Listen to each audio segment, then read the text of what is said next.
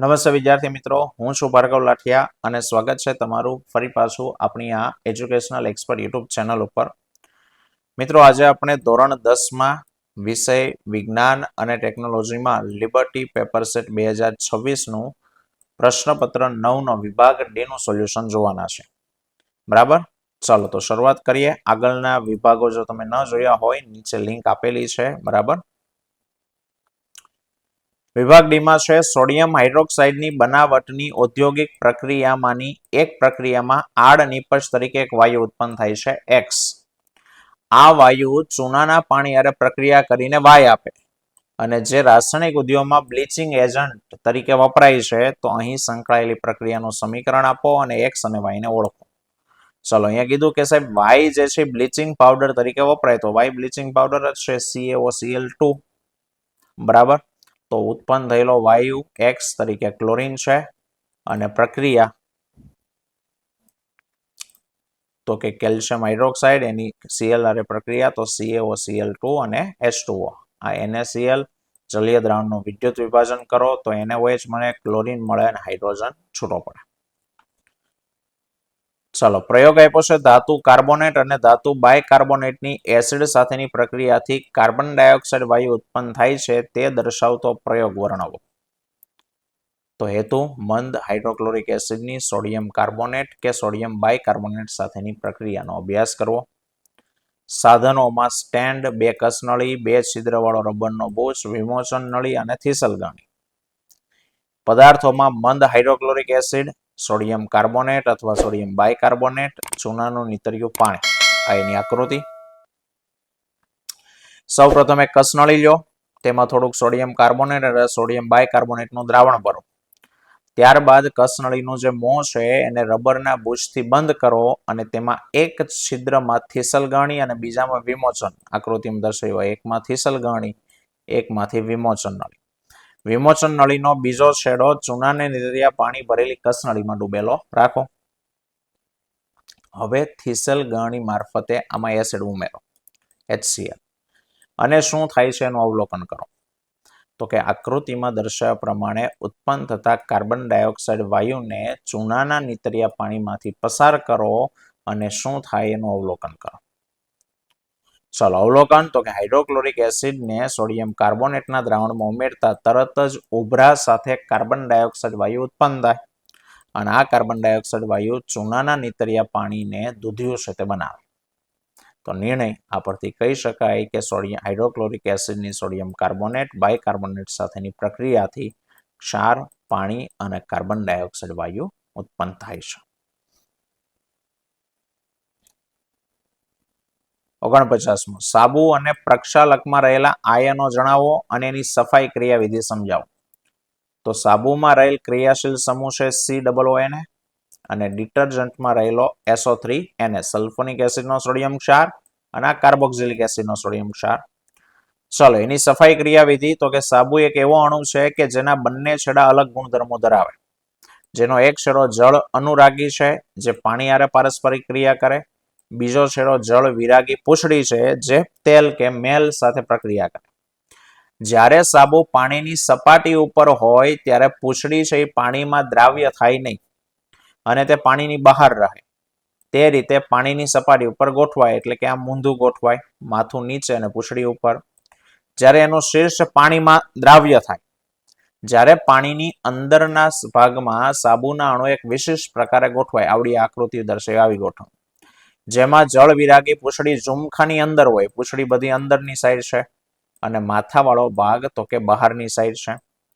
આ રચના એને મિશેલ કહેવાય અને મિશેલના રૂપમાં જ સાબુ સફાઈ કરવા માટે સક્ષમ છે, કારણ કે જે તેલી મેલ છે એ મિશેલના કેન્દ્રમાં હોય અને આ મિશેલ દ્રાવણમાં કલીલ સ્વરૂપમાં હોય છે અને આયન વચ્ચે થતા અપાકર્ષણને લીધે તેઓ અવક્ષેપિત થવા માટે ભેગા થતા નથી અને આથી મિશેલમાં નિલંબિત થયેલા મેલને સરળતાથી ધોઈ શકાય અને સાબુના મિશેલ મોટા પાયે પ્રકાશનું પ્રકીર્ણન કરી શકે, એટલે સાબુનું દ્રાવણ ધૂંધળું બને.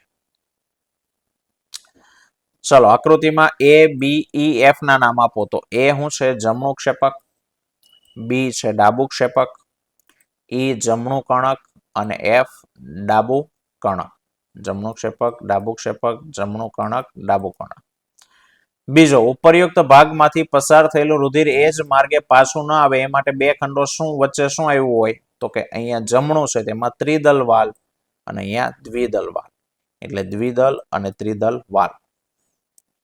શરીરના અંગોમાંથી ફેફસા સુધી રુધિર છે તે પહોંચે તો હૃદયના કયા ભાગોમાંથી પસાર થાય? તો કે હૃદયના જમણું કર્ણક અને જમણા ક્ષેપકમાંથી થાય.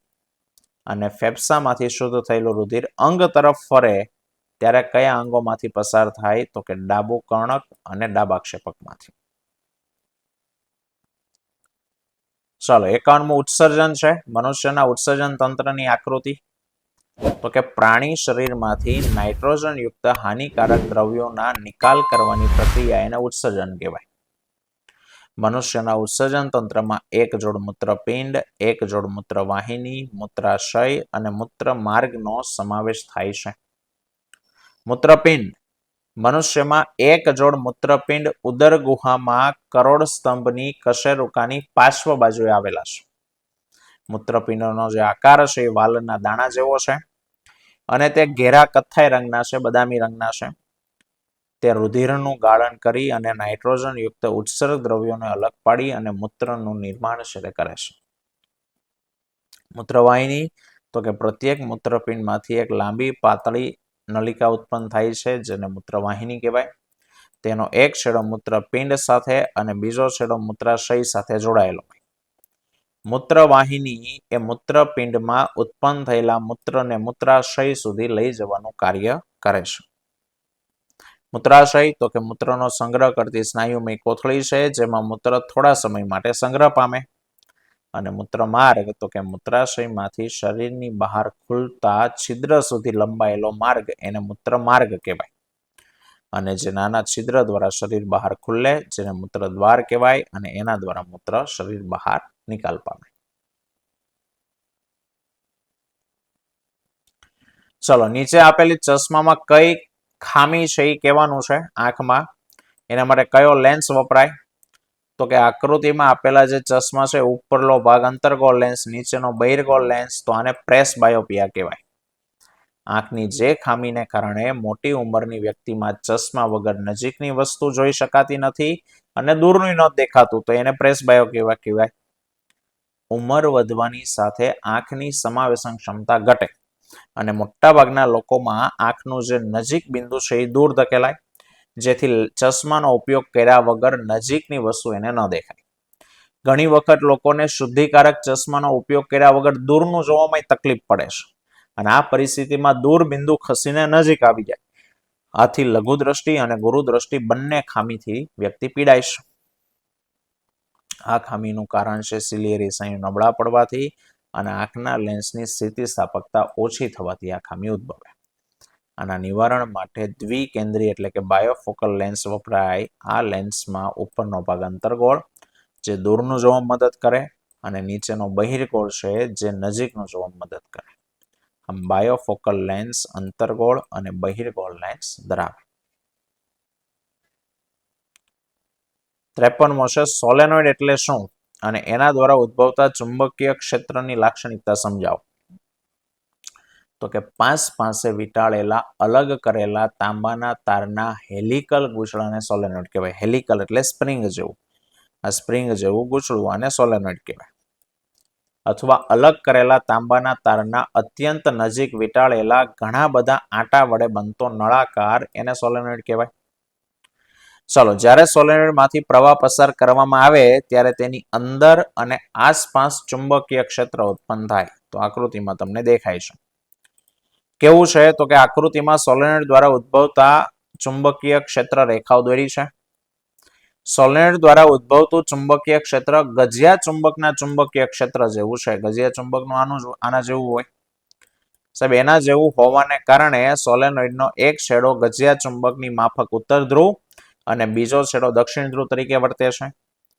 સોલેનોઇડના અંદરના વિસ્તારમાં ક્ષેત્ર રેખાઓ એકબીજાને સમાંતર છે અને એક જ દિશામાં હોવાને કારણે અંદરના વિસ્તારમાં દરેક બિંદુએ ચુંબકીય ક્ષેત્ર સમાન હોય અને એક જ દિશામાં હોય. અને કઈ બાબત પર આધાર રાખે તો કે સોલેનોઇડમાંથી ઉદ્ભવતું ચુંબકીય ક્ષેત્ર એ એમાંથી પસાર થતા પ્રવાહના સમપ્રમાણમાં, એકમ લંબાઈ દીઠ આંટાની સંખ્યાના સમપ્રમાણમાં અને સોલેનોઇડની અંદર રહેલા દ્રવ્યની જાત ઉપર આધાર રાખે છે.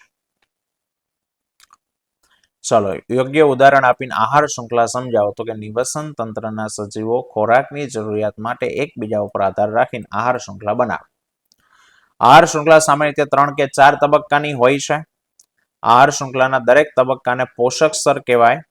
ઉત્પાદકો પ્રથમ પોષક સ્તરની રચના કરે અને તેઓ પ્રકાશ સંશ્લેષણની ક્રિયા દ્વારા સૌર ઉર્જાનું રાસાયણિક ઉર્જામાં રૂપાંતર કરે. જ્યારે ઉપભોગી સજીવો અન્ય સજીવમાંથી ખોરાક મેળવે, એટલે કે તૃણાહારી પ્રથમ ઉપભોગી એ દ્વિતીય પોષક સ્તર બનાવે, નિમ્ન માંસાહારી એટલે કે દ્વિતીય ઉપભોગી ત્રીજું સ્તર બનાવે અને ઉચ્ચ માંસાહારી એટલે કે ત્રીજા ઉપભોગી એ ચોથું સ્તર બનાવે. ઉદાહરણ તરીકે ઘાસ, ઉંદર, વચ્ચે તીતી ઘોડો લખી શકો, સાપ,